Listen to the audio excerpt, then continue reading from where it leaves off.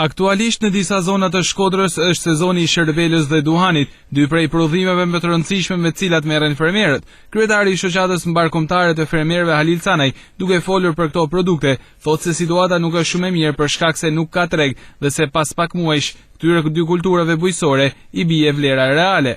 Situata fermerëve sipas këmbështrimit të Bashkimit Kombëtar Fermerëve paraqitet jo krejt pozitive. Qoftë shërbelës, e cila çmimi ka ra shumë, qoftë edhe duhanit që diçka do të bëhet me që zona jon është zonë që kultivon që nga Ragami deri në Hot, zonë që kultivon duhanin.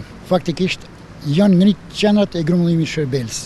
Po këto qendra duhet të funksionojnë normalisht dhe prodhimi mos u mesin fermerëve për arsye se megjithëse se ka ra çmimi, po fermerët kanë shumë prodhim shërbelet.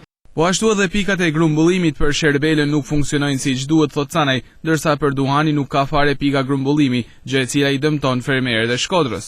Duhani nga tash që janë sezoni grumbullimit, nëse nuk shitet deri në muajin maj, prodhimi, sasia prodhimit ulet me 40%. Sasia prodhimit, domethënë nuk peshon. Nëse sot është 1 kg, në muajin maj do të jetë 600 gram. Kurse edhe njëjti fenomen është edhe për shërbelin. Bjen cilësia e shërbelës, bjen edhe cilësia e duhanit. Edhe ulet edhe prodhimi, pra me kalimin e kohës, sasia e prodhimit ulet në mënyrë të njëshme.